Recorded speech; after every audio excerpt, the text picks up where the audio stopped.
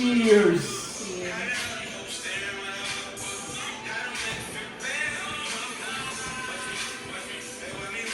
Hey.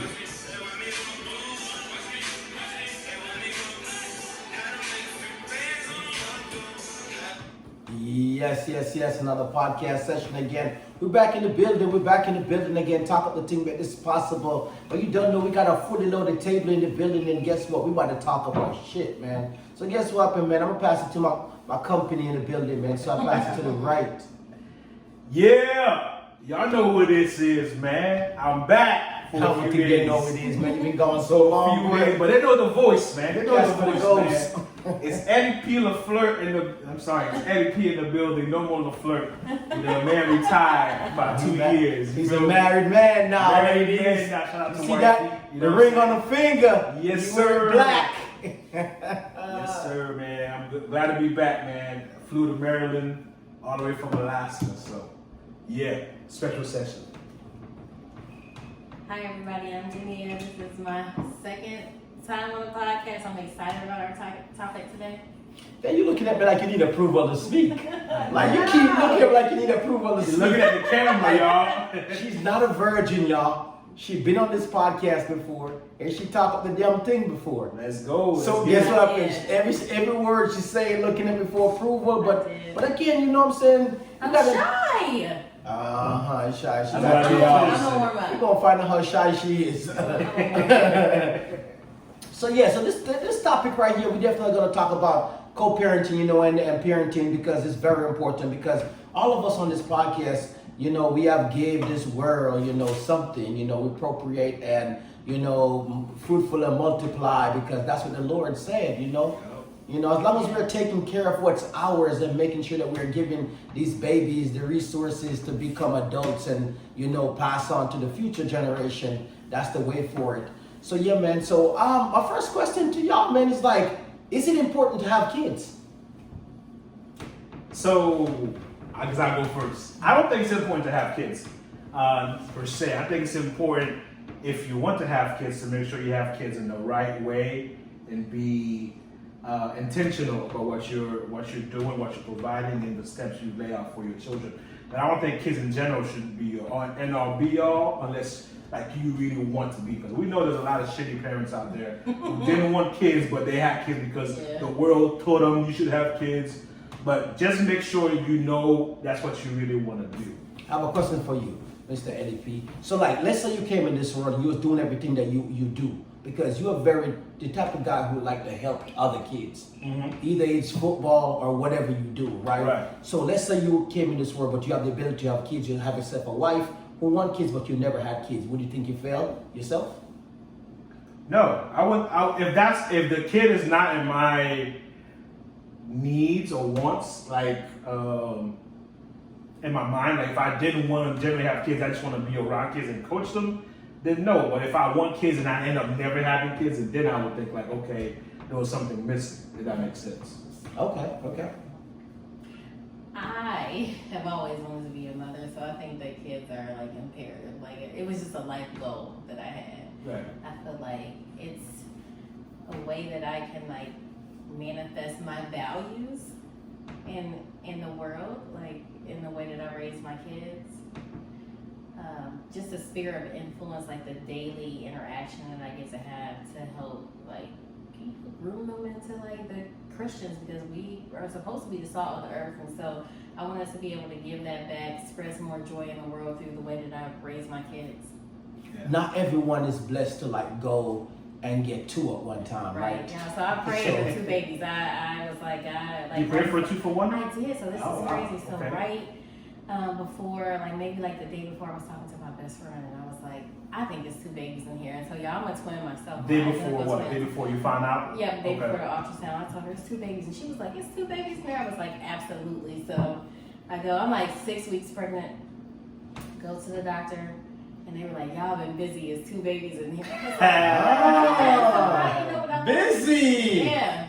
Yeah, that's how kids happen. I thought you put it in the oven. Oh, They always say the it's oven. baking and all that. I'm like, what? Go read a book.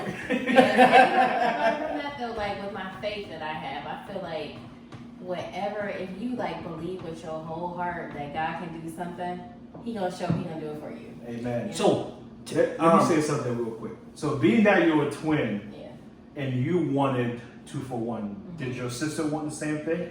And if not, how did she feel that you got it and she didn't? You know, I don't know. We never ever talked about it. Like prior to me being pregnant, I never thought that it could happen. You know, people always say that it skips a generation. So yeah. So I remember when I told my mom was like, "You lying?" I'm like, "No, like this is crazy to have that happen to me." And so just like having that twin lens, right, and raising them has been. They're girls. They're fraternal twins though, but just trying to make sure that I give them both their voice and their independence and own identity has been really interesting with like the way that I approach parenting with them. But yeah, we never talked about that before. That everybody was shocked. And I think it's cool that you're a twin yourself to have twins because now you can actually see the world or like the things that the individuality that they each want. Yeah. Like you knew how to separate that because you also know how it is to have that sister that's always right next to you all the time. Yeah. Which a lot of times the mother that have twins are usually not twins themselves. Yeah, and I think that people think it's like, oh, it's so cute. Like we gotta dress them alike every day. Yeah. We want everybody when we go out in public to let them know that like they're twins but that just like creates some very codependent kids later if you don't start from the beginning separating them out and figuring out what their individual like talents and abilities are and personalities and things like that. So That's true. So how have your life changed since you guys became parents? Well, hold up. Do you think kids are important? Because you're part of the podcast too. I think that kids are important. Like if I feel like if I came into this world and I didn't have kids, I feel like I'd fail myself. Yes, because I think that I was brought to this world to actually give back to, a generation of mine. And first, I start with my own because I watched my parents and I was like, I want to be a better parent than my parents. And the only way for me to do that is to have kids to actually give them that. That's the only way I feel to do that because nobody gonna give me their kids and be like, you can have them full time. Yeah. You get what I'm saying? So it's like when I went out and did that, I feel like I remember when she said I'm pregnant. In my house, I was like, damn, that might be an expensive bill, but I was like, damn, I want that. Yeah. You know what I'm saying? But once ready or not, here it comes. Here we go. Let me ask you this: like, you talked about your parents and how you want to be a better parent than they were. Like, what aspects of parenting that you want to like make better for your children? I feel like my parents was never there for me. Like, when I was going through school, when I was going to do homework, even when I'm doing sport. I remember my mom only being at one of my track meets. So You know what I'm saying? being supportive emotionally and Emotionally, physical, no matter what it is. Like I'm one of the. It's hard to crack me.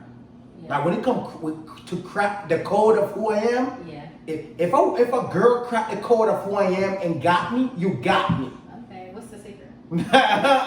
Like really, like. But if you got me, you got me. I would give you my all. I would even when you might be looking at me like, damn shit. Jerry might be attracted by a lot of women, but you got me, girl. You got me. Yeah. And there's no girl can really change that. So, and the reason why I said is Who because you pointing the camera at, man? He's like, you got me. Like, who you talking about, Trey? whatever. But no, but I think that those are the things that made me who I am today is because I want to be better at parenting. Like no matter what's going on in my life, I'm gonna stop it to be a better parent. I love that. Like that's just me, period. Yeah. Yeah. But my next question for you guys, how have your life changed since you guys became a parent? Yeah. I feel like I'm way more resilient. Especially like, I know I talked about on the last podcast when I got divorced, but just like having to try to figure stuff out. I have like what I call it like figure it out ability, because like having to start all over financially, to move out, to figure out how to parent them by myself was like very challenging. But I feel like I learned that I'm resilient just from all of the changes and just to try to make sure that like nothing was lacking when we separated was like a really hard thing. But here I am like a year and a half later, my daughters are thriving. I know that they feel like they're cared for, they're loved, And that was like the most important. Have you ever had to put yourself second in like Every day, y'all, every day. Yeah, because you know, when I was talking about that I'm resilient, some days you just like, God, I don't have nothing else in me, right? And I think that that's a lot easier to say when you have a partner there, because you can just be like, hey, today I'm tired, can you do it? But when it's just you, Yeah. that's when like the rubber meets the road, where you like, dang, like, okay, so they still need a bath, they still need their homework done, they still need, you know, whatever their love language is. And so a lot of times the day is not about me until they go to bed at 9 o'clock, and then I'm so tired, and it's like, Get how do out I- to yourself. yeah, like an hour, and then like sometimes I'm just like, I'm going to bed when they go to bed. Yeah. So just trying to figure out, you know, who I am, because the main thing is that I have to be happy, because if I'm not happy, then that's gonna trickle down to like their happiness too. So True. I think for me, it's adjusting to life. I did almost 34 years without no kids, and now it's like, okay, now you have a newborn, and good luck, and you have a daughter, so Yeah. good luck changing diapers, and good luck waking up at night. you know what the beautiful thing about that is I didn't have my daughters until I was 35, and I was pregnant 36 when I had them. I appreciate that I really did live my life, y'all. Like, I Yeah. took all the naps that I wanted to, went out to eat, No, for you know, traveled, you know, selfish. I was very selfish.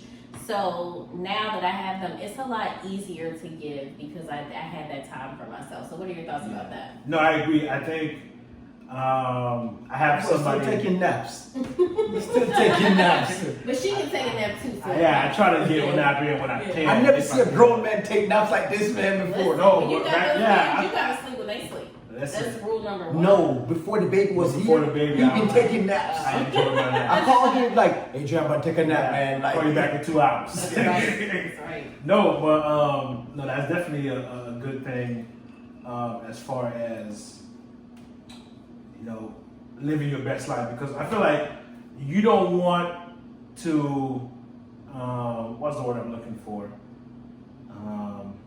You don't want to make them feel like they ruin your life, right? When you've lived 30 plus years and you had your chance, you had your fun. Now it's like, okay, now it's all, let's focus on parenting because you've done the party and all that stuff, whatever you were going to do. And that's why sometimes you see some parents that got a 2-3-year-old at home, but they're in the club every other weekend, and it's like, I mean, okay, I mean, you can still live your life, but how much of that energy could you be focusing more on your child, and how much better the child could be building relationship and stuff like that with you. So I think it's a good idea if you're gonna, if you know that you want to live your life, don't have kids yet until you're at the point where you're like, okay, now I'm good, now I can just relax and be focused on being a parent, compared to like, oh man, you watching Instagram, oh they're out there doing this, I wish I could do that. No, I've already done that. Oh, you've been to Colombia? We've done that. Oh, you've been on a cruise? We've done that. Oh, okay. You know what I'm saying? Like, you're not sitting at home with the baby like, oh man, I wish I could be with my friends right now, hey, crying and all that stuff. Because all that energy is gonna feed back to your kids.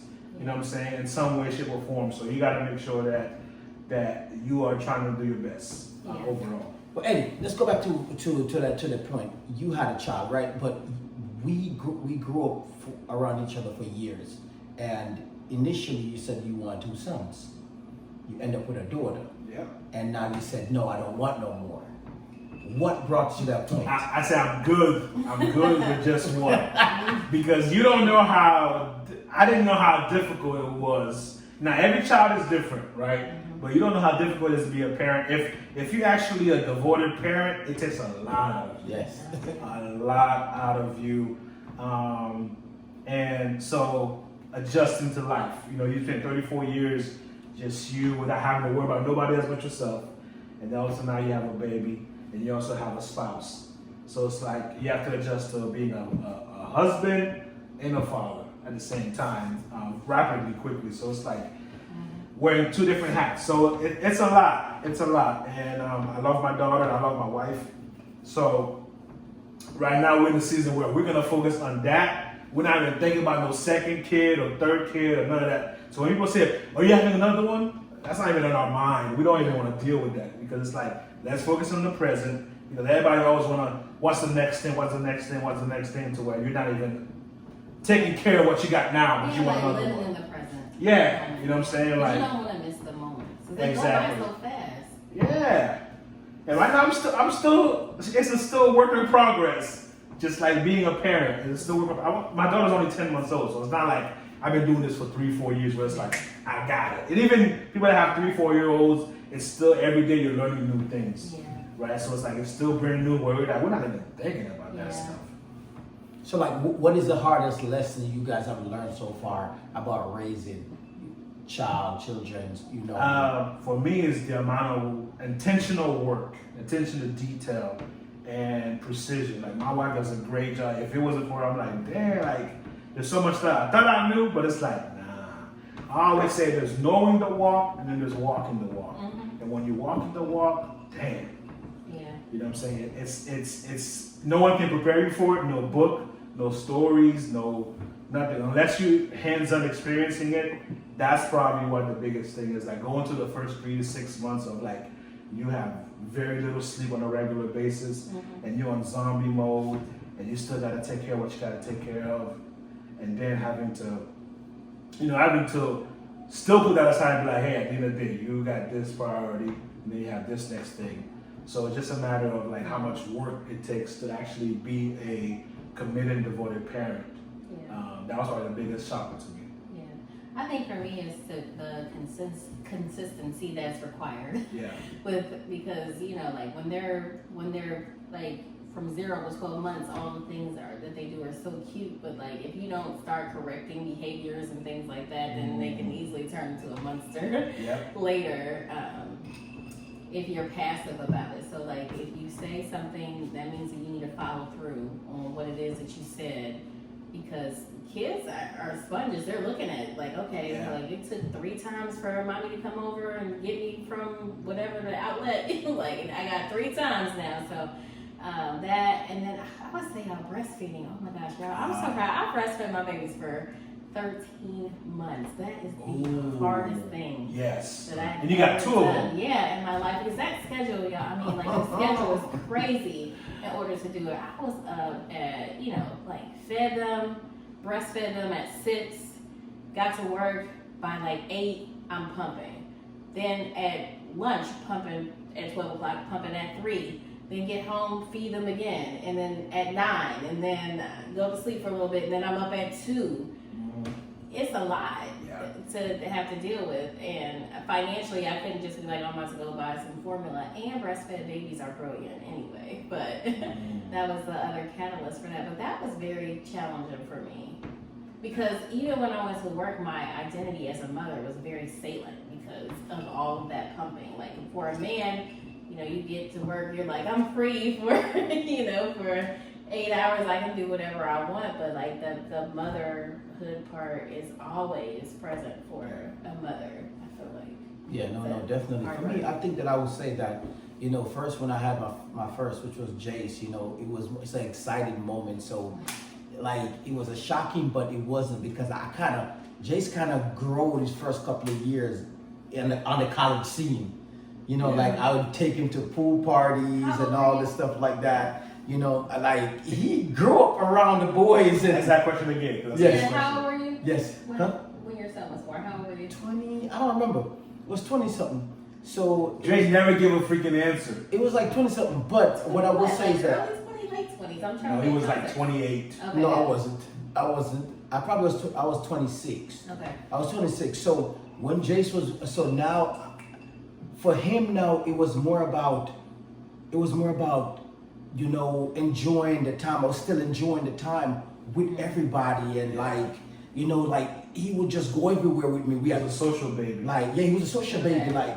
Like we had the movie theater, we had the pool party. Like he getting kissed up by this girl. Like he was, how it was. Like he was just, he was everything. Like, but now once I leveled up and I had my daughter, it was a little bit different, because I understand the level of what she need to be around. But understanding that my kids are 2 different people today. They're 2 different type of kids today. Like they don't like the same things. They require different attentions. And my daughter, the way my daughter talked to me, even if she's the youngest, is like she's the oldest. Yeah. I need this now. Like She's the boss. exactly. Yeah. And then my son be like, yeah, Dad, whatever it is, I'll roll with it. Yeah. I'm like, hey, you want chicken? Chicken it is. 1 word. You know, I was like, I want chicken. My daughter's not gonna give me 1 word. Like, so I had to learn to treat them different and understand that, okay, my son is a boy, my daughter is a girl, she's more gentle. You know, I grow rough, I grow tough. Yeah. So, you know, I had to minimize that for my daughter. You get what I'm saying? Like, and that's something that in life that we have to understand that, you know, girls make you kind of soften yourself. They do. Yeah. Like, because as I said to you, even when I had my son, we was just everywhere. Yeah. Like nothing kind of Nothing changed. Yeah, like my daughter's like, okay, all right, yep, mm-hmm. I see you in the phone. I'm like, Yeah.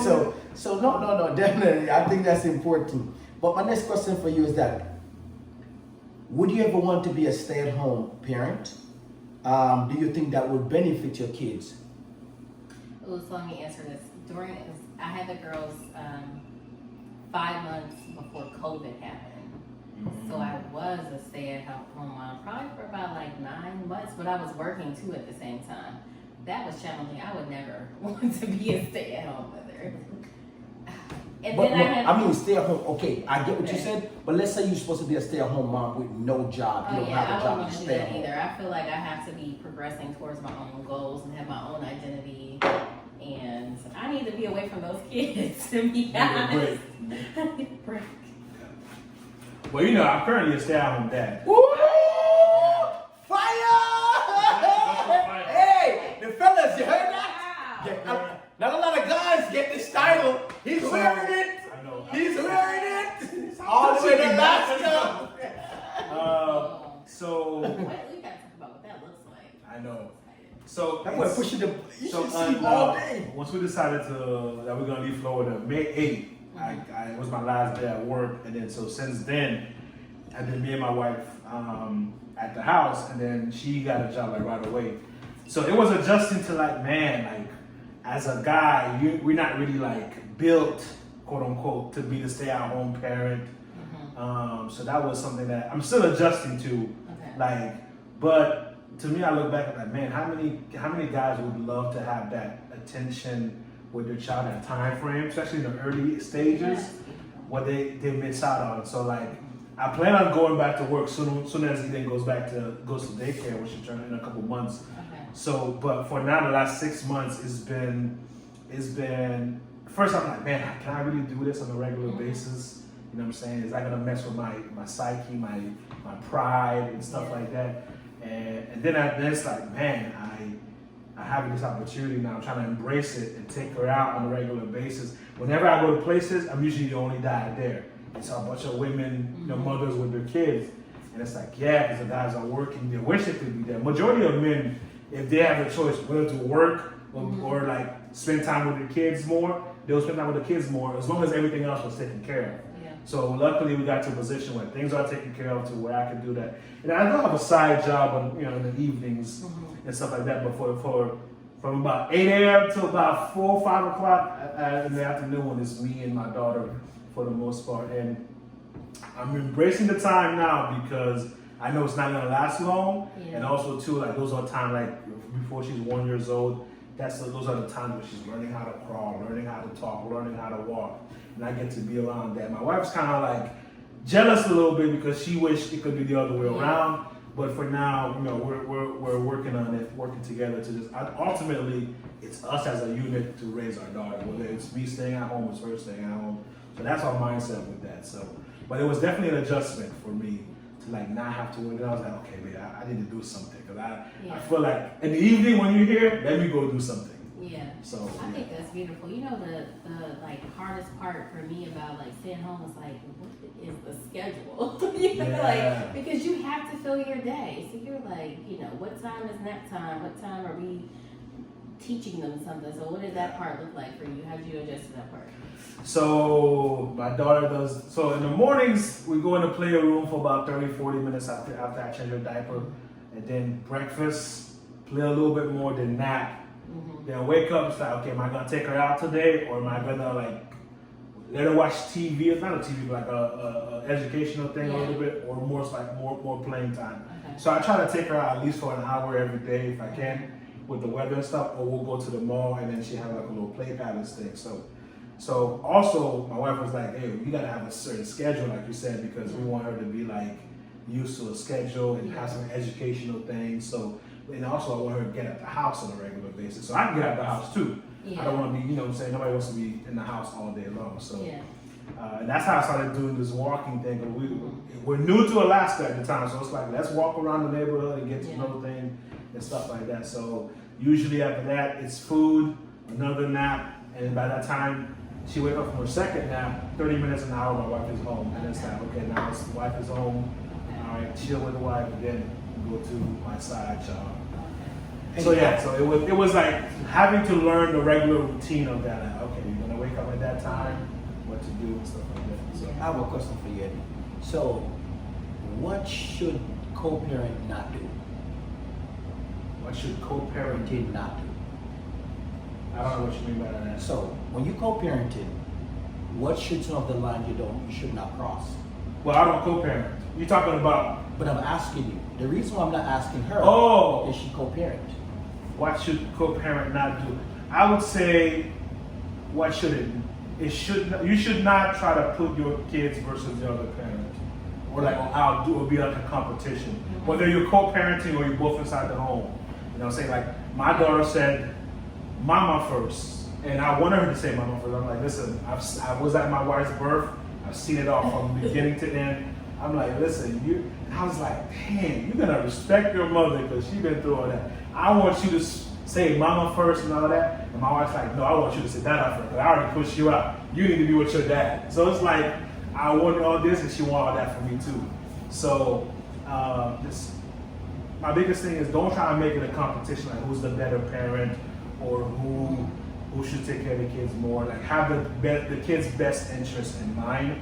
And don't badmouth the other parent. If you're gonna co-parent, which means like both parents are not living in the same household, when that person is with the other parent, let them parent the way they should, the way they see fit. Because men and women are different, so we're gonna parent differently.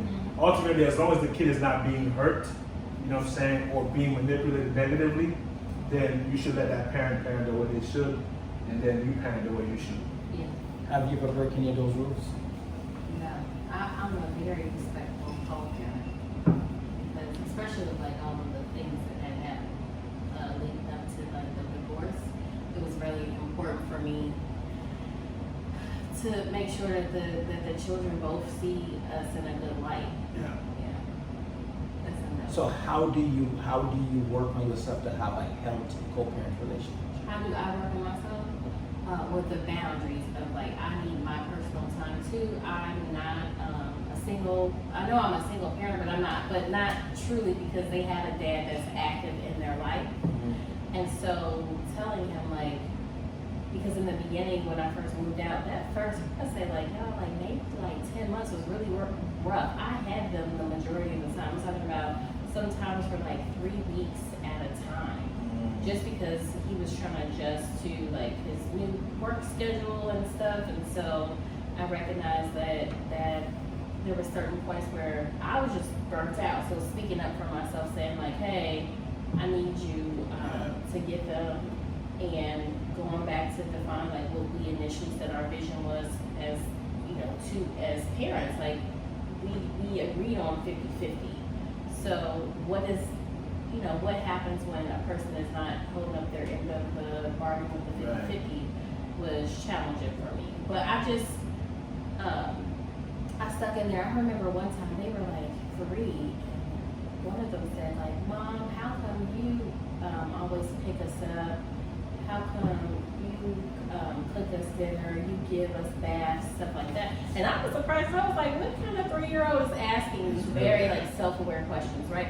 So the first thing I did was call their dad like, "Hey, you gotta get over here and you gotta see them, because now they're asking some questions and I don't want them to feel like you're any less of a parent than I am." So just being very transparent with them about where they are and how much they need their dad. Yeah, kids observe a lot. So what is 50-50 look like? What is the overall 50-50 when you talk Yeah. about co-parenting, 50-50, financial and all that? What is that? To me, that's like if there are 7 days out the week, I got 3.5 and you have 3.5. Is what or as close as we can get to Right. what that looks like. What about the financial part? The financial part, I mean, that we came up with a number that we agreed upon, and then that's just the number. The financial part should be easy because Yeah. as far as like if daycare costs $800, I got 4, you got 4. Yep. And so that's what we do is he pays for one child's tuition and I pay for the other child's tuition. And then as far as like clothes and things like that, when they first started BK to go to private school, so I went out and I purchased all the items, so I kept all the receipts and I said, this is your half and this is what my half looks like. And then I've always been very transparent about finances, and I think that I've created a culture of like trust between us where he knows that I'm not gonna lie or keep something from him or try to get additional money. That's what's up. I'm gonna stand you for a little bit. So how do you deal with, have you ever dealt with a toxic co-parenting situation? Yeah, this is the vulnerable stuff right here. Okay? Sorry. Dre be coming with the questions. Yeah, You because either got to you know answer what? or not. I think that, I don't want to call it toxic, but I have been very careful about shielding my children from people, like dating. Uh-huh. You know, we both need to date, right? And what that looks like is like nobody is meeting them because they're so precious, and that was a very, when we got divorced, was like a very fragile time for them. And I wanted to focus all of my efforts when I'm with them to be physically present and give them support, because they kept asking questions like, why do we have 2 houses? And I was like, I don't know how to answer this from like in the like language or understanding that a 3-year-old could understand. So that was really hard. So for me, it was just like when I'm with them, I'm with them. But sometimes, y'all, for him, he was like, men handle things a lot differently with their emotions, and I think for him it was like, I'm gonna go out and just be dating people, and he kept introducing people to my kids, and it was just pissing me off. I'm like, dang, like you only got them half the week. Can you go and hang out with those people your half when you're free? And so that part was really hard for me. And then I just had to realize like the only person that I have control of is me. And when I have them, all I can do is make sure that I'm showing up as, as supportive and as loving as I can, right? And then I try to have a conversation like, yo, like who are these people? Like, could you get a boundary? Can you wait? And I mean, he didn't want to do that, so hard. So unfortunately, there's nothing else you can do in that situation. Yeah. So Eddie, so being a new parent, right? How do you still enjoy yourself? Do things that you still enjoy and just still be out there making sure that you are finding yourself and still being happy for yourself, not just giving 100 total away to kids. Yeah, that's a great question, man. I think for me, that's why I wanted to do like a side job to where like I can kind of rub both egos, or like do both parts. Where like I'm a stay-at-home dad, but in the evenings I'm going out there, giving me time to kind of like away from the family and kind of like recuperate, but also be working and doing something, and also like when he didn't go to sleep, then we have an hour and a half to 2 hours where it's like it's me and my wife time, where we just like we try to do something like play, either like movie night, we play games, or she want to have her own like separate section, separate time where okay, I can play NCAA or talk on the phone, or I'll call you, call Hallie, and just speak to do the things that I normally used to do before. And I'm not a type of guy that's gonna go out and go party and all that stuff. I'm a natural homebody, so when I was relaxing, watching my little social media, do what I'm saying, like do whatever else I want to do with my free time is how I try to do the normal things. Once Eden's going to sleep or when she's taking a nap, she now got to the point where sometimes she take an hour and a half, and I'm just like, okay, great, now I got a little time. You know what I'm saying? If I need to sleep sometimes, I'll sleep too, but it's just a matter of trying to find time whenever you can to do something, even if it's going outside for a 30-minute walk. You know what I'm saying? When you get a chance to like breathe and just clear your mind. So that it's not as much as you would like, but it's enough to where it keeps you grounded. That makes sense. Okay, Eddie. So what do your wife do to make things easy on you, other than make you stay at home? Man, my wife, she set me up for success in the morning. Like she'll pick out the clothes that like this is the clothes she can wear for today. You know what I'm saying? Ahead of time, right? Overnight, she'll still wake up with the baby and go get her. And then if one of like we'll take turns like, okay, if we're feeding her twice, the first time I'll go get the bottle in the fridge, the second time you go, you know what I'm saying? If she needs me to watch the kid, watch it in the middle of the night, you know what I'm saying? She's like, okay, I'll watch it, you can use the bathroom and stuff like that. She also encouraged me to take time for yourself. Go out, you know what I'm saying? On the weekends, like go watch, go do what you want. Just a couple times she'll take the child because also too, I'm at home with Eden all day long while she's at work. So when she's for the weekend, she misses her daughter too. So she wants to spend time with just her and her daughter. Like go do your other stuff. So it's like she's encouraging me like go and be free and be like kid free for a couple hours every weekend. Like you know what I'm saying? Like and she never if I'm like man I'm gonna go to the movies Friday night. All right, cool. You know what I'm saying? Like because I like going to the movies as you know. I like to. That's one of my things. Like if I want to go out and just go to the movies, I don't have no friends over there yet, so it's a matter of just like go to the movies, or you want to go watch the game at the bar, go. You know what I'm saying? Like she encouraged me to take that time to myself.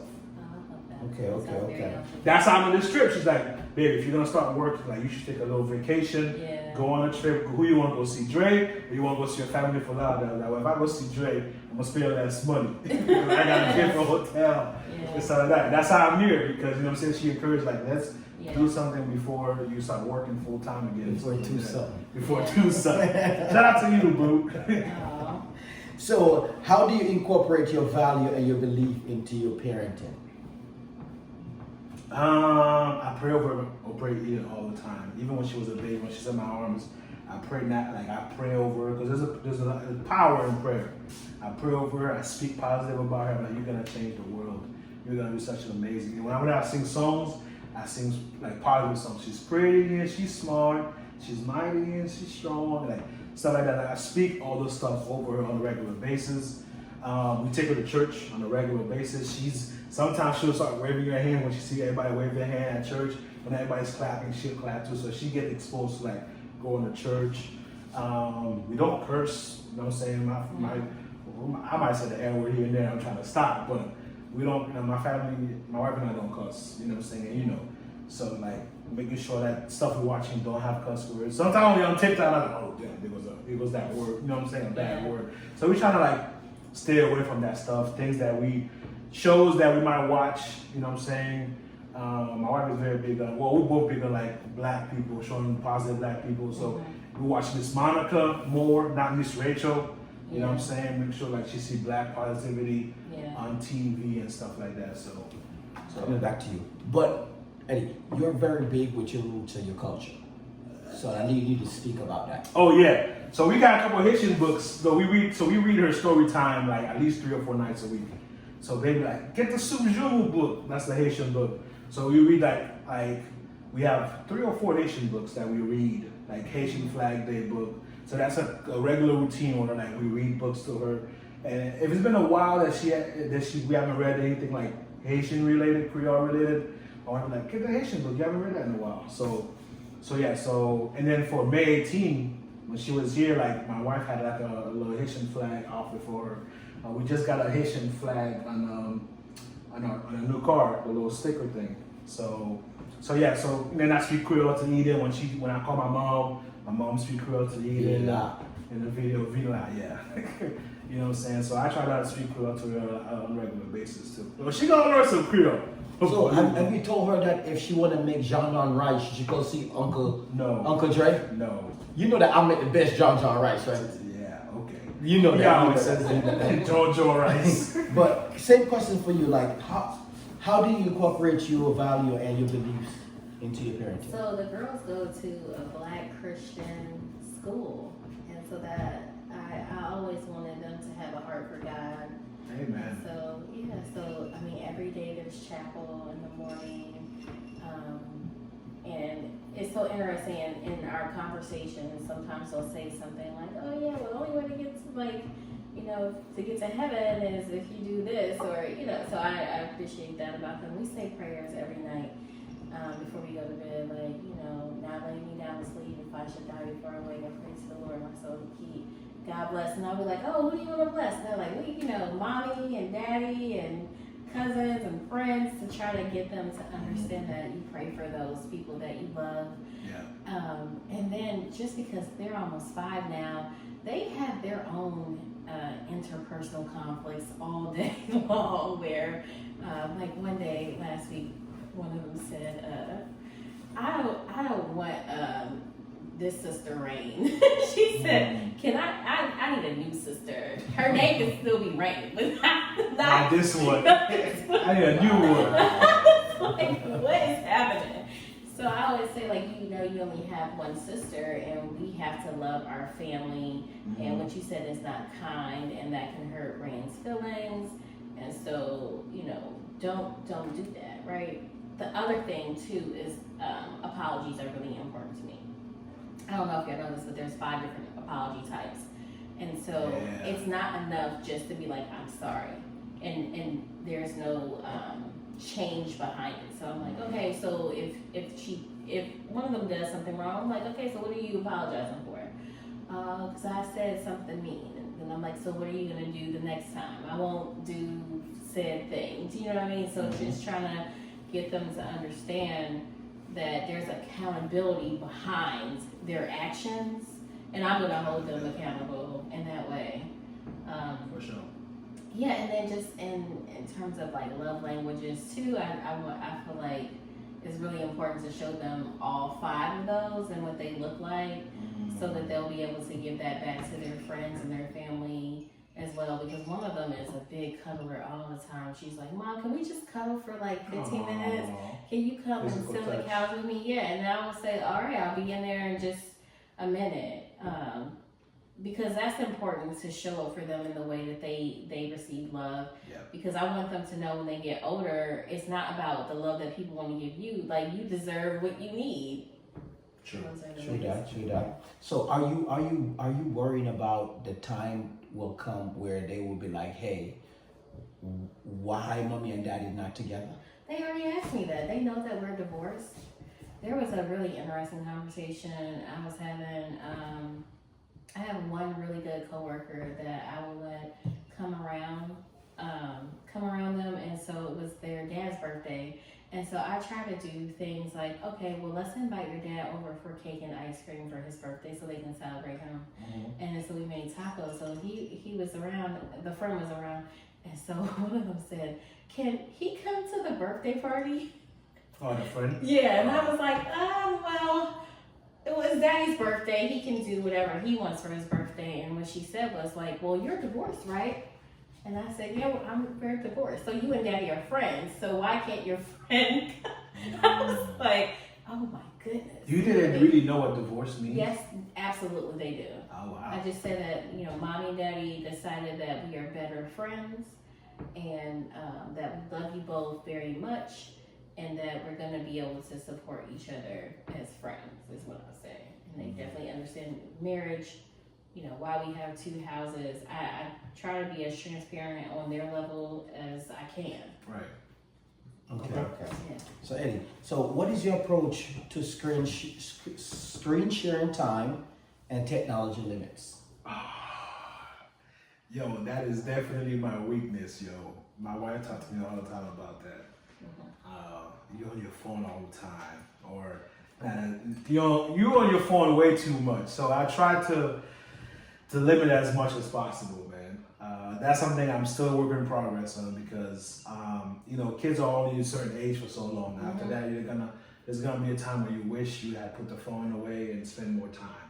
Even though I'm with her like majority of the time, and sometimes that's my getaway time with like social media and whatever I want to do with my YouTube video and stuff like that. But that's definitely something that I'm working on to minimize as much as possible, because of like she always say, I don't want to eat until I always see the back of your phone when she's trying to look up. It's like, You're right. Whenever she said, I always put the phone away, but after 20, 30 minutes, I pick it back up. So that's definitely one of my weaknesses to work on continually is minimize the social media, minimize the distractions, have a time and place for that. Well, and that's good. What you just said was good because I wasn't touching on that side, but good. But I that's have what you important. gave Yeah. that. You talking about what, Eden? Yeah, I'm talking about, yes, a lot of people use iPad and stuff like that to raise Yeah, their kids. so we noticed that if Eden has very little TV time or nothing, she sleeps better at night. Oh. So we try to minimize that, and even sometimes you gotta put something on, right? And then after like 5-10 minutes, she kind of like it's like more background noise. So you should try to minimize the time. She don't really, because she's only 10 months old, but like she's watching way too much screen than we ever did as a kid. So we minimize that on a regular basis. Of course, we're not the only ones that watch her. Sometimes my mother-in-law watches her, she watches TV, and it is what it is. But we try to minimize as much as possible. I saw on TikTok or YouTube or whatever where this child was like growing crazy because the mom turned off the TV and they were so addicted to the screen. Mm-hmm. So it's like we try to minimize that as much as possible. I don't think we didn't have anything more than 20, 30 minutes throughout the whole day of TV unless you really need to put it on for like 10, 15 minutes to do something and then we turn it off. So we try to minimize that as much as possible. And then also we try to watch like Miss Monica and things that the Alpha Blocks, we love Alpha Blocks because it helps them enunciate, which, as Caribbeans, we need more of that, what I'm saying, enunciation. And just learning words, disaster, like how to pronounce and stuff like that. So if we're gonna put something on, it's gonna be something educational, and Black people is gonna be there so she can get used to seeing Black people on TV and stuff like that. So that's what we try to do. Intentional about the screen time, when and what she watches. Me? Yes. Okay, so on purpose, the girls have a Fire tablet and it's in the car for my peace of mind. Because like I said, if those two in their interpersonal conflicts all the time, it's too much in the car. So the ride home is like maybe 20 minutes so they know that the tablet's gonna be in the car and they can use it during that time. And this strategy started when I was potty training them in the car. Without those tablets, they kept randomly saying, I gotta pee, and I would be like in the middle of traffic. Right. So I learned that if I give them something to do in the car, then it distract them, and then that went away. But as far as in the house, they don't take those tablets in the house on purpose. Like, unless I'm braiding their hair and I need them to sit in front of something so I can have their attention. They do get to watch some TV. They will watch, like a Disney show. Recently, I've been having them watch like older shows. Like they watch The Parent Trap, like getting them from like shifting from cartoons to like more real life things. But for the most part, I have boundaries where I'm like, well, the TV is going off. You guys need to go play, in your room, or we're gonna read a book, or love arts and crafts, so they will go and get some colored pencils or something, and they'll be at the table making some crafts or something like that. But a lot, they have like a full life, y'all, like a full schedule where it's like we're on a play date, we're at the park, we're going to the botanical garden. So just like filling their life with meaningful experiences instead of relying on the TV. Because one of the things, like I said, one of my things that I really want to do was to be a present parent, and I appreciate you talking about the social media aspect of things, because we can scroll all day and that quickly 15 minutes can turn into an hour. So when I have them, I don't normally have my phone out. In fact, when I have them, I don't even watch TV because I'm so busy. Like the day is like going. I'm like, I gotta cook dinner, I gotta clean up some stuff, I gotta sit with them, and so before you know it, and the day happened, I have not even looked at anything. Okay, I'm gonna stay on you. Yeah. So, do you approve another parent spanking your child? Meaning that? Of course, those are his children, just like they're mine. No, that's not what I'm saying. Oh, Now he got a girlfriend, no. and now You said another parent. Oh. well, I I mean, mean another but if I'm dating somebody and we married, that's different. Oh, you know what? But I haven't gotten to that point yet. Yeah. Because this is my thing. When I do remarry, I want the person to be a present parent just like I am. I'm gonna make sure I pick somebody with some solid values that I ascribe to, right? And I think that sometimes when we don't let them step in to be a parent, a true parent as well, then that's when their relationship is. It hinders the relationship. It does. That's right, but that's your Yes. house. So Yes. guess what happened? When it's your house, you get to see what's going on because you get to see that man. Yes. But when it's not your house, and now it's the dad house, And that's you why have it's a important husband, to build a a wife. rapport and I get to know whoever he's with, Yeah. because the way that I see it is like there's supposed to be like a 4-way parenting situation, because I'm rooting for him that he will get married to a wonderful person. But what one day if what if in y'all life. not what if y'all not cool? Because not every co-parent is cool. Right. Well, the thing is that I am doing my part to set up a culture of respect between us, and whatever I can do to make sure that I'm showing up. Like if he's dating somebody, I'm always like, hey, how are you? Respectful. Right. Because I want to know who the person is. Because they're also going to have an impact on my children if they're around 24/7. Mm-hmm. Do you think your husband would feel that way? Yeah. If your new husband would spank his daughter? Well, so you know what? And I Or don't know if I discipline want to them? say spank. Yeah, I would like say discipline. Like Yeah. if they're doing something wrong, I'm like go stand in time out. Yeah, I don't think that he would have a problem with that, but I think that he And would. he really didn't say wanna take know time out. Time out is one thing. Mhm. No, then I changed the discipline because I know, like, not every parent wants to be spanking their kids. Yeah, and that's Oh, like yeah. I don't do that all the time. That's like kind of like I've said it so many times, depending on what they've done and the level of egregiousness, then I would use that as a strategy. But a lot of it is just the conversation first, and then the timeout, and then like privileges and things like that taken away is what I desire, and would hope that person would be able to do as well. Because I don't want my kids to get to 30 and this person has been around for 20 years and they feel like they don't have a solid relationship and they were present that whole time Right. in their life. So Eddie, I'm not gonna answer that question because I feel like you're gonna stay married forever. So no one else have to spank your kids. There's gonna be the separation. No, but in the topic of spanking or whipping, like, my wife is. I didn't ask that question, Terry. I know. No. I believe in you guys. No, all right. not that. She kind of like opened my eyes to like, man, we beat our kids, but that's really a slavery mindset. Okay. Like, uncle or being parents, or even like older generation, they'll beat you for stupid Nothing. stuff. Exactly. You know what I'm saying? Like that's how the slave owners did, right? You drop an egg, whoop whoop whoop. You know what I'm saying? Like, so if I believe there's different ways to punish. You know what I'm saying? Some kids, you can beat them all day long, that's not gonna change them. Exactly. Yeah, Where that's you how can you really just- got to know your kid. Yeah, you gotta know what makes them go. You can have a conversation with them, emotional, or you take away something they enjoy, or something like, yes, I'll do whatever you want. You know what I'm saying? So it's not, that's speaking to all the parents out there, like whipping your kids is not always the go-to.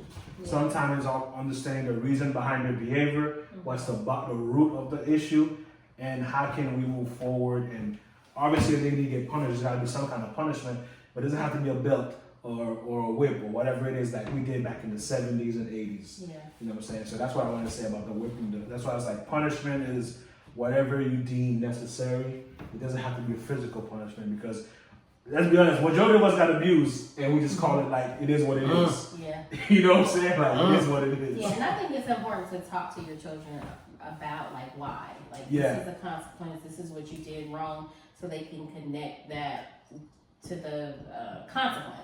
Mm-hmm. Because I never want them just to be like, I don't even know what I did. No, Yeah. like that's crazy to me. That's why. Yeah, no, definitely. So I'm staying on you for a second. Yeah. What are some things you can do better as a parent? Damn everything. I'm brand new, bro. I'm brand new to this, man. I would say a little bit more patience. Still learning patience. Dealing with frustration a little bit. Staying off my phone. More devoted time as much as possible. Yeah, I'll say those are the three things. Do you think that having a daughter make you much more softer today? Yeah, by far, bro. by far. Like, again, people don't believe me because I've always wanted 2 boys. Like, the thought of having a boy is no longer in my mind. Like, and I was like, man, I'm the last boy. I'm the only son of my dad. I'm supposed to have a son to carry my last name. That's something not in my mind no more.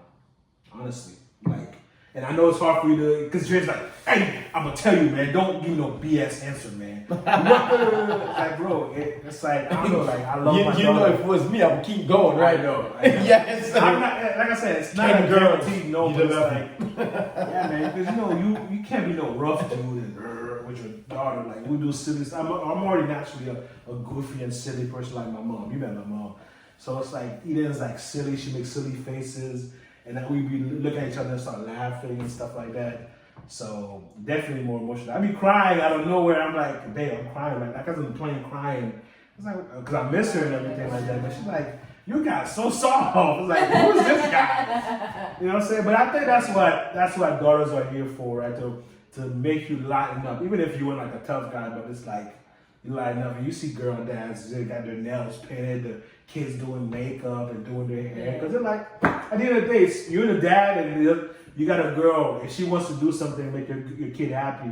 Most parents are going to be like, it's harmless, you know what I'm saying? So what I got makeup on? Is that somebody going to question my manhood? Who cares? Like, my daughter did it, you know what I'm saying? Like, so. I have a question for you. So I know you said that one, you're good now, right? Let's say you're doing to get to 4 years old and you're like, Dad, Mom, I need a brother or a sister. What you guys gonna do about that? We're gonna have a conversation. I'm not gonna let a 4-year-old determine whether I'm gonna have another baby or not. But would that allow you to start thinking about it? No, we're gonna think about it before. Like, okay. But once you make a decision, whether we have it or not, if it's not, oh no, you can have a little dog. if it's gonna be no more, it's like, I'm sorry, honey. You can have a bunch of cousins. You can have a bunch of friends. You know, we know plenty of people that are only, one child. But it's not just about like, you can have an only child and make sure they're socialized, they have family around, they have close friends and stuff like that. You know what I'm saying? Our boy's Carvin's wife is an only child. And she's very social, you know what I'm saying? Just because they're only child don't mean they're like, oh my God, spoiled and, not interactive and stuff like that. Huh? Yeah, shout out to Cherise, but she's also like down to earth, got a lot of friends, and like, you know what I'm saying? Like, majority of the people that we know that only child don't feel like they miss out because the parents do other things to make sure that they don't feel like, oh man, I'm looking left and right. Now, I do know that 50, 60 years, 40 years from now when we're in our 70s, you know what I'm saying? If only we have Eden and we pass away, then she's gonna have all the burden of whatever else. But as a family, we have to decide what do we want to do. But if it's 4 or 5 years old and she's like, Dad, can I want us to have a sibling. If we already made that decision, oh, I'm sorry, baby girl. You're just gonna have mommy and daddy and we're gonna be enough for you. It is what it is. Okay. But we'll see. We'll see how life is. Yeah, same question for you. What are some things that you can do better as a parent? Patience. Just because one of the things I had to learn with them being 4 or 5, like the tantrums that they have sometimes, and they're not bad tantrums at all. It's just like out of frustration, and sometimes just me having the capacity to deal with them, like especially with the tablet in the car. Sometimes Royal will just say like, I can't do it, and she's angry, and just trying to help her navigate that because like we're not going to be great at everything. And I had to tell her like practice makes perfect. You're not going to get it right the first time. I can sit here with you and try, or sometimes I have to say, hey, let's put it down for a minute. Yeah. You can come back to it. That, what else would I do? I think individual time. Like because it's hard. It's just, us two. And right now, Brain comes and gets in my bed every night at like 2 or 3. And I let her. In the morning? Yeah. Oh, wow. I don't know. It's like she got some alarm clock or something where she just knows. And Royal hates it in the morning. She's like, why is she in your bed? But Royal is a wild sleeper and really can only sleep in her bed. She tosses and turns in my bed. But it's just the idea that Rain is in my room. She cannot stand it. But She feel like she's being a little like extra special. yeah, Treat like her. you're treating, like I'm really sad you're treating Rain, differently than me, but I'm not because Royal gets her own time. Her love language is physical touch. At any given point in the day, Royal is like attached to my hip, follow me in the kitchen. Can I crack an egg? Can I, like quality time, physical touch all the time. Rain is more like affirmations and she likes to explore. So she'll come over to me and just give me a kiss like on my hand, on my arm, or Mama just want to give you a hug for a second, and then she's out exploring again. Yeah. Come back. So it looks different, but I can't say that I ever get just one-on-one time with like one of them. I was gonna ask you, do you ever, when it's the dad's turn, do you ever just send one and leave the other one? No. Okay. I think that they would struggle with that. Like, what the heck? Like, because I think that once we get to the point where it's the other parent's time, they're both like, all right, goodbye. I'm done with you now. Now, recently, I didn't go to like the back in school nights. They separated them in class the first year they were together. So I only had like a 2-minute speech real quick when we got there because they had to disperse. I'm like, all right, you gotta give your sister a hug. You're gonna see her later. And so when they got home from school, Royal was like, Mom, why am I not in Rain's class? Switch it back now. And I'm like, I have control over that. You both don't need to be in each other's space all day. Right. And they don't, because I think that's where those conflicts are always occurring. So I think that that's really good for them. Rain has adjusted already. Royal is still asking. I'm sure they will eventually. Yeah. Like, oh man, this is perfect. I can balance myself. Yeah. I have a question for you. So you said a lot right there. So you and your sister kind of grew up together, went to high school, and also Yeah. eventually went to college, and they also either pledged on the same line. Yes. So when you guys separated and you came here and she went to Atlanta, did you guys struggle Oh my through that gosh. period? So this is why I'm so intentional with like how I raised the girls, because we did everything together up until 27. So she actually left and moved to Atlanta like 2 years before I started to venture out. I moved to Penn State and worked there and then moved here. But that was very challenging for me. We had the same major, graduated on the same day, all our friendships were Tears, I the bet. same. Yeah, she was my roommate in college. I don't remember any time where we were separated from each other, and I wish that we would have had more established identities, especially since we looked exactly alike. Except when you were doing two sons. She's a little bit cuter though, but go ahead. She can be cuter. I'm okay with that. Yeah. But yeah, so that was hard. Just trying to figure out who am I without her was very challenging for me, and I had to figure out like, okay, well, who am I? Like sit in my apartment by myself without calling other people to fill in the space and things like that. So I'm happy that they don't look alike. When I was pregnant, I was torn. Like, do I want them to look alike? Do I not want them to? But I think it's the best thing that they have their own features, personality is the best thing that can happen. Do you dress them the same now or each other different? So in the beginning, I did dress them alike, only for my convenience because I needed to know what was dirty and what was clean. Oh. But now they're getting more independent and they're like, oh, so I'll buy like a tutu dress and it'll be 4 different colors and then they can pick whatever they want. Or Royal is very independent. She wakes up in the morning and she tries to dress herself. Rain doesn't really care. She's like, what you putting on me? But it is what it is. yeah, so I think that has helped with their identity. Now with their hair though, they do get upset if I try to do their hair differently. They think like, oh, her hairstyle is better than mine, so I just have to leave it as it is, but like maybe give them different colored beads or something like that. And now that's what I do. Okay. What is the best parent advice you have ever received? To take care of me. Because if you don't take care of yourself, then you cannot be a good parent. It shows up in the way that you parent them, like your lack of patience. If you're not happy, they feel everything. And even with your daughter being 10 months, she can tell if you're sad or whatever. They just know. And so I just learned that my self-care is at the top priority, right? And then so I can give them back everything that I got when I poured into myself. True. For me, I think pre-parenting advice I got was take your time before having kids, because kids change everything. Oh, you did that. Yeah, I did. The boy's like, when you gonna have kids? Especially this guy. 10 years after. Joey's the type of guy that be like, yo, man, the clock, bro. Like, Yeah. when you gonna have a kid? I'm already 2 up.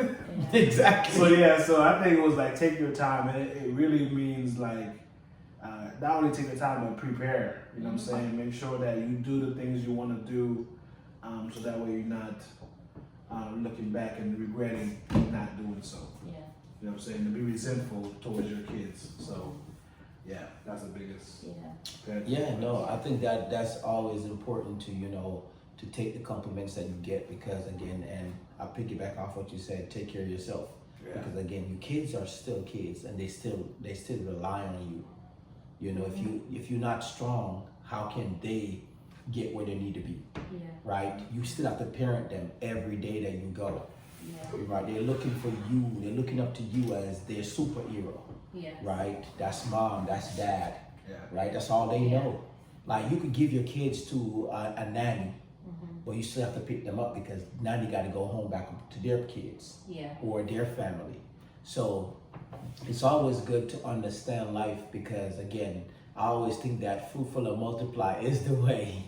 I can't be like Eddie with one. I could never do that. I won't be able to sleep at night. Yeah. Like, and that's just true. Like, I couldn't be able to That's sleep why at I night. wanted to. I said they need a companion, and life is much easier when 2 people have each other to play with and not me. Yeah. Kurt Schrock said that too. He's like, when you got 2 kids, man, it's easier. When you got 2 kids, you just an usher. Okay, here you go. Yes. When you got 2 kids, when you got 1, you got to play with them. Yeah. Sure enough. Yeah. But I want to say this last thing. I think that the most significant thing that I learned about co-parenting is to keep my children's happiness at the forefront. No matter like how he is showing up in the space, that don't be offended because it impacts them. Yeah. And so, you know how you were saying, like in the morning, your wife like helps prepare for your day and stuff like that. Yeah. Even though, we're not together, I'm gonna set him up for success every single time that he has them. I'm like, okay, so if you have him on Wednesday and it's gym day, all that stuff is gonna be in the bag. Sometimes if he comes over at 8 o'clock to pick them up when he's off of work, I'm like, well, here is the lunch. It's done, because if he just gets them a Lunchable, right? That's not the lunch that I want them to eat. I need them to have vegetables and fruit and all, you know what I mean? So like, it's about them first. And I think that has helped me like emotionally to like disconnect from like whatever he's doing. It's like about them. My decisions are about my kids. Right. And that's like the supreme thing. No offense, is hell. Like if I know that when he has them, I want to talk to my kids when he has them. So I'm gonna call anyway and be like, here's the FaceTime here. We don't have to say anything, but here, talk to your dad. Right. So it's just like do on to him how I want him to show up for me. And then even if he's not doing that, but hopefully eventually like he will do those things. Yeah. Okay. Yeah, no, definitely, man. It's definitely a pleasure, having you guys on Talk Up the Thing to make this possible, having this parenting talk. Because again, it's very important, because again, think about it. We are a generation, but there's another one coming. Yes. And I mean, that's how we work. We have to make sure that we give something back. That's what made the world better today. If everyone should be like, you know what, I'm gonna be selfish, then again, I mean, just think about all these coaches out there today. They don't get paid. They volunteer, so Tell me about it. no matter how the job they do, they still give back, and that's what makes this world a better place. So Greg, before we end, so what parenting advice would you give to somebody who just got pregnant or expecting a baby soon, that you've been in the game for almost 13 years? I think that it's just to be as a parent, you have to, if you guys are together. If you and the mother are together, you guys have to understand that, guess what happened? Now this is the moment to take a back seat. But this is a moment that is serious now, where you have to understand that kids are very important and they're a sponge. At the baby stage, it's gonna be a process where it's gonna be tough. because that's the stage where it's like crying Everything is and new. dropping off and have to pick up at certain time, and so it's gonna be hectic. And that's something that no matter what you do, you'll never be able to get past it or cheat the system. You can't cheat the system. No matter what you do, you can't cheat that system. Like when you can drop off your kids to like aftercare because they're older, that's different. But when your kids are older, 0 to 4 or 5 months. yeah, no. Actually, first year, because being a mom, she said you breastfeed for how long? 13 months. 13 months. Just think about you be at work and you have all that milk you're trying to stop and push out all day, right? But Not only for one kid, but for 2 kids. two, but also let's say you have to work overtime. You have to call dad like, hey, you know what? Something changed. You got to pick these kids up. Again, you got to stop what you're doing. Somebody got to get that child. Like somebody get that child. Yeah. Like, you know what I'm saying? So I would definitely say, man, like if you really want to have kids, you got to make sure that you have the conversation about having kids. But once you have kids, you have to understand that now you are not first anymore. Now your boys are not first anymore. Now the little things you do anymore is not first anymore. Those kids become first, because ain't nothing more embarrassing than you picking up your kids 30 minutes late. Oh yeah. Like, oh, I forgot. Whoa. Yes. Holy crap. That happened to me. When Like, bro, I forgot. And Your not only heart that, was you 30 minutes late, the kids are already the last ones there. Exactly. You feel like, oh man, where's mommy? Where's Yes, daddy? my kids asked me that before. How They're come like, everybody's hey dad, gone? I was the last one here. They was like, I'm almost the last one here. Jeff is here, but I'm almost the last one here. I'm like, whoa. And I hear those things, and those things make me better as a parent. You do. Because I'm like, damn, I hear that. That's why I ain't gonna lie to you. If I get off work, now I'm like, I go pick my kids up. And I'm like, hey, let's go do this. Whatever. Let's stop and get something to eat. I try to go get my kids. If I can get them 2 hours before, I'm gonna go do that. Yeah. Like I look at work, I'm like, sometimes I'm at work and I'm like, this goddamn work is gonna be here tomorrow. I'm leaving. Like people look at work and be like, you leaving already? Like, get out my goddamn business. Like, bro, sometimes I'm here till 8. Yeah. Like that's how the work is gonna be there. You know what I'm saying? Like, and I'm happy that I have a flexible job at some time to do that. Sometimes I don't have the time to do that, and sometimes I do try to cut the curve. Sometimes I have an appointment at 5 o'clock, and I would call at 3. Like, hey, can you take this appointment at 3? Like, they're like, yeah, I can take this appointment at 3, because I want to get to them earlier. Right. Because sometimes I just want to hold them, because I know that they're growing. And I looked at my son, I'm like, God damn, look at this guy, he got muscles. You know what I mean? Like he got muscles. You were saying it today to him, was like, you got a girlfriend? And he's like, no, do you want to have a girlfriend? He said, yes. Like, you know what I'm saying? Like, and like, it's those conversations that I just want to have a one-on-one. Yeah. Because sometimes you need to have a one-on-one with your kids. Like, you don't need to be around 5, 6 people or 2 people. You just need to have a one-on-one, because sometimes they won't open up to you. Yeah. Maybe they just want to open up just to you. Like, really. That's why, well, I respect that too. I don't know if you noticed when you were talking to Jace after the game, I kind of stepped away because I didn't want him to feel like if you're chewing on him, I didn't want him to be embarrassed because I'm there. So I kind of stepped away, letting you do like your father and son thing, because I don't know what your ritual is after the game. Do you talk about the game on a regular basis? But for me, what I would tell new parents is parent the way you want to parent. Grandma, grandpa, aunts and uncles gonna tell you a bunch of stuff, but at the end of the day, do what's work for your household, because you're the one that's gonna be with the child 24/7, or you and your spouse, or you and your significant other, whatever. So have a game plan that works for both of you and stick with that. And people are gonna come left and right and introduce a whole bunch of stuff, but you and your wife, you and your spouse, you and your partner should know what the true vision is and what the true game plan is, and stick by that, because don't let the outside people come in, no matter who they are, because ultimately it's you that's the parent. You're responsible. You're the primary person responsible for that child well-being 10, 15 years from now at the same time. So that's what I would say. Yeah, no, definitely, man. But again, you listen to the podcast, you hear it, talk up the thing, make this possible. Appreciate you, man. I'll see y'all.